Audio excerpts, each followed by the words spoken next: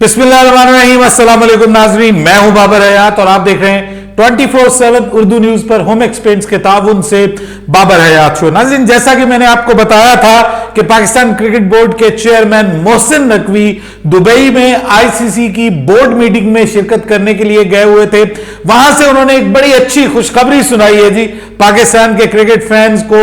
3 मुल्की टूर्नामेंट, कोई बहुत ही अरसे के बाद एक इंटरनेशनल टूर्नामेंट अब पाकिस्तान में होगा। कौन सी 3 टीमें होंगी ये तो मैं आपको बताऊंगा ही, और कब होगा ये भी आपको बताऊंगा। लेकिन साथ में बात करेंगे कि जनाब शेन वॉटसन में ऐसा क्या है कि पाकिस्तान क्रिकेट बोर्ड उनके ऊपर, जिसको आप कहते हैं ना कि डॉलरों की बारिश करने के लिए तैयार हो गया है, और हिस्ट्री के सबसे महंगे तरीन पाकिस्तान के वो कोच बनने जा रहे हैं। उनके साथ मामला कहां तक पहुंचे हैं और वो किन शराइत के ऊपर, ये इंपॉर्टेंट चीज है जो ज़हन में रखिएगा कि वो किन शराइत के ऊपर जो है वो पाकिस्तान क्रिकेट के टीम के कोच बन रहे हैं। ये मतलब कुछ शराइत भी तय हो रही हैं। इस हवाले से भी आपको मैं अपडेट करूंगा, और फिर बात करेंगे कि वर्ल्ड कप के हवाले से 2024 का जो वर्ल्ड कप आने वाला है, अब तो थोड़ा ही वक्त बाकी रह गया, उसके हवाले से भी कुछ इंपॉर्टेंट डिसीजंस हुए हैं आईसीसी की बोर्ड मीटिंग में, वो भी आपको बताऊंगा। और फिर बात करेंगे मोहम्मद रिजवान के हवाले से कि अब उनके हवाले से बहुत ज्यादा ये चहमहगोइयां हो रही हैं कि मोहम्मद रिजवान पाकिस्तान के फ्यूचर कैप्टन बनने जा रहे हैं, और पाकिस्तान को 2024 के वर्ल्ड कप में मोस्ट प्रोबेबली मोहम्मद रिजवान ही उनकी पाकिस्तान की कप्तानी करते हुए नजर आएंगे। इसके ऊपर बात करेंगे तफसील से, लेकिन आगे बढ़ने से पहले आपसे गुजारिश कि अगर आप हमारे नए व्यूअर हैं तो प्लीज हमारे इस चैनल को जल्दी से कर लीजिएगा सब्सक्राइब, और बेल आइकन को पुश करना मत भूलिएगा। मुझे फॉलो कीजिए इंस्टाग्राम पे @बाबर हयात शो, और हमारे पेज को फेसबुक पे लाइक कर लीजिएगा। तो जनाब, सबसे पहले हम बात करते हैं शेन वॉटसन की। शेन वॉटसन को 4.5 करोड़ रुपए पाकिस्तानी पर मंथ के ऊपर हायर किया जा रहा है। ये कल रात की खबर थी, मैंने आपको इसलिए नहीं बताया कि आपको पता है कि बीच में हमने मैच के ऊपर भी प्रोग्राम करना होता है और बीच में दूसरी चीजें भी करेंगे, तो वो फिर बिल्कुल इंटरेस्ट अलग हो जाता है। कल रात की ये खबर थी जनाब, कल दिन की, कि उनको बहुत बड़ी ऑफर की गई है।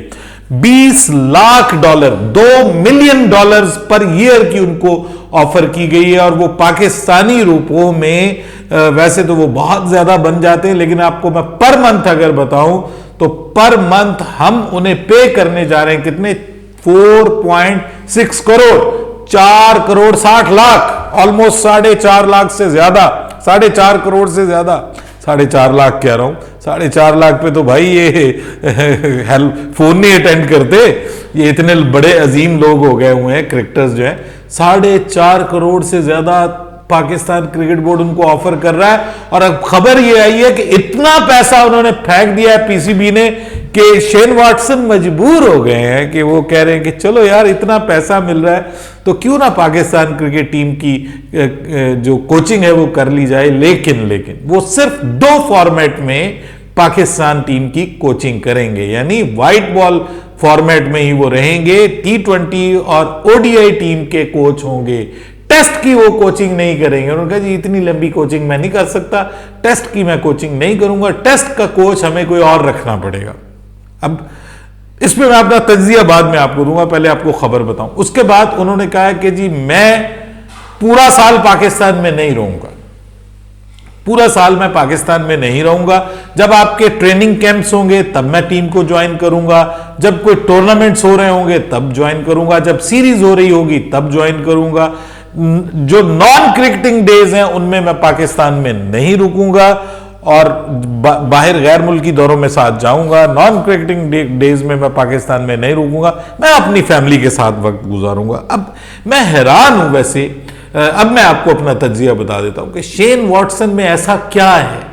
या तो कोई बहुत ज्यादा उनका कोई कोचिंग का एक्सपीरियंस हो, मतलब कोचिंग भी उनका कोई इतना ज्यादा एक्सपीरियंस नहीं है, मतलब लीग्स वगैरह में वो कोचिंग कर रहे हैं या अपने वो उधर डोमेस्टिक क्रिकेट में कोचिंग कर रहे हैं। इसके अलावा किसी भी इंटरनेशनल टीम की आज तक उन्होंने कोचिंग नहीं की। ठीक है, कोई ये हो ना कि जी बहुत बड़ा कोई तजुर्बा हो। इवन जो माइक हैसन है वो इनसे ज्यादा तजुर्बेकार है। वो न्यूजीलैंड की कोचिंग भी कर चुके हैं, वो इंग्लैंड की कोचिंग भी कर चुके हैं, वो काउंटीज की कोचिंग भी कर चुके हैं, वो आईपीएल में भी कोचिंग कर चुके हैं। तो एक जिसको आप कहते हैं कि tons of experience behind him. लेकिन यहां कोई एक्सपीरियंस भी नहीं है इतना बड़ा, लेकिन सिर्फ कोयटा ग्लैडिएटर्स को जी उन्होंने 4 साल बाद टॉप 4 में पहुंचा दिया। किन मामलात में पहुंचाया, किन हालात में पहुंचाया, उसके ऊपर कोई बात नहीं कर रहा। और जनाब वहाब रियाज साहब जो हैं वो भी बीच में शामिल हैं, सलमान नसीर शामिल हैं, उन्होंने ये मुआहदा करवाने में बड़ा इंपॉर्टेंट रोल प्ले किया। ऑलमोस्ट तय हो चुका है जी। अब मुझे बताएं कि 4.5 करोड़ से ज्यादा आप एक कोच को दे रहे हैं जो मुस्तकिल आपके पास रह भी नहीं रहा, और आप अपने प्लेयर्स को कितना दे रहे हैं? 60 लाख हम दे रहे हैं बाबर आजम को, शाहीन आफरीदी को, मतलब जो ए कैटेगरीज के हैं, और उसके ऊपर हम शोर मचा रहे हैं वो इतने पैसे हम प्लेयर्स को दे रहे हैं जिनकी वजह से क्रिकेट है, उनको हम इतने पैसे दे रहे हैं। और जो उन क्रिकेटर्स को बस जस्ट बताएंगे ना, खेलना तो बाबर आजम ने है, खेलना रिजवान ने है, खेलना पाकिस्तान की टीम के प्लेयर्स ने, उनको आप कितना दे रहे हैं? उनको आप दे रहे हैं 60 लाख। उसमें से भी टैक्स कटेगा, और टैक्स कटने के बाद क्या मिलेगा उनको? 45 लाख पर मंथ। और उनका नाम बेच के आप स्टेडियम में लोगों को लेके आते हैं। बाबर आजम स्टेडियम आउट हो जाए, स्टेडियम खाली हो जाता है। सर ये हालात है, बाबर आजम को लोग देखने आते हैं, और बाबर आजम को आप दे रहे हैं 60 लाख। और वहां पर इंडिया में टेस्ट क्रिकेट में टेस्ट मैच की फीस 1.5 करोड़ रुपया पाकिस्तानी, एक टेस्ट मैच की फीस, और यहां पूरा महीना खेलते रहे उनको 60 लाख रुपया मिलेगा। और हमारे टेस्ट मैचेस की फीसें जो है वो भी 10 लाख 12 लाख रुपया, जो मैक्सिमम ए कैटेगरी के प्लेयर्स हैं उनको दी जा रही हैं। तो इससे अब आप अंदाजा लगा सकते हैं कि हमारी डायमेंशन क्या है। I am really sorry to say कि मोहसिन नकवी साहब, मैं बिल्कुल एग्री नहीं करता इस बात पे कि आप इतने पैसे देके, इतना आसमानों पे बिठा के किसी बंदे को आप हायर कर रहे हैं, और वो बंदा क्या वो डिजर्व करता है? I am not sure. मतलब उससे ज्यादा बेहतर लोग मौजूद हैं। अगर इतने ही पैसों में लेके आना है तो आपको इससे बेहतर बंदा मिल सकता था। बहरहाल अब देखेंगे कि वो जब उनकी तरफ से पूरे मामला तय हो जाएंगे तो फिर ऐलान भी कर दिया जाएगा। ऑलमोस्ट जो है वो मामला तय हो गए हैं, और अब वो उनके जो करीबी जराए हैं वो कह रहे हैं कि जी वो सोच रहे हैं, बस जस्ट एक रिटर्न ऑफर का इंतजार कर रहे हैं कि पीसीबी की जानिब से अगले चंद दिनों में एक रिटर्न ऑफर आएगी उनको, वो इसको एक्सेप्ट करेंगे और पीसीबी ऐलान कर देगा, और उसके बाद फिर वो न्यूजीलैंड की सीरीज में पाकिस्तान को अवेलेबल होंगे। ये जो कैंप वगैरह लगेंगे उनमें भी अवेलेबल होंगे। बाकी उसके बाद वो घर चले जाया करेंगे। बहरहाल एक अच्छी खबर भी आई है, और वो मोहसिन नकवी साहब वहां पे गए हैं, चैंपियंस ट्रॉफी के हवाले से भी वो मुलाकातें कर रहे हैं। अब वो नहीं, उसकी कोई अपडेट नहीं है कि उसका क्या फायदा हुआ, ना ही बोर्ड मीटिंग जो है उसमें कुछ चैंपियंस ट्रॉफी के हवाले से बात हुई है। अब तक की जो खबरें आ रही हैं उस हवाले से बात नहीं हुई। उसमें नॉर्मली जो T20 वर्ल्ड कप है उसके हवाले से बात हुई है कि T20 वर्ल्ड कप में जो रिजर्व डे हैं वो कर लिए गए हैं। सेमीफाइनल्स और फाइनल जो है उसके रिजर्व डे होंगे। मिनिमम 5 ओवर अगर सेकंड बैटिंग करने वाली टीम खेलेगी तो उसको मैच कंसीडर किया जाएगा जो लीग स्टेज है उसमें, और जो नॉकआउट स्टेज है उसमें जो है वो नॉकआउट स्टेज में 10 ओवर्स मिनिमम रखे गए हैं।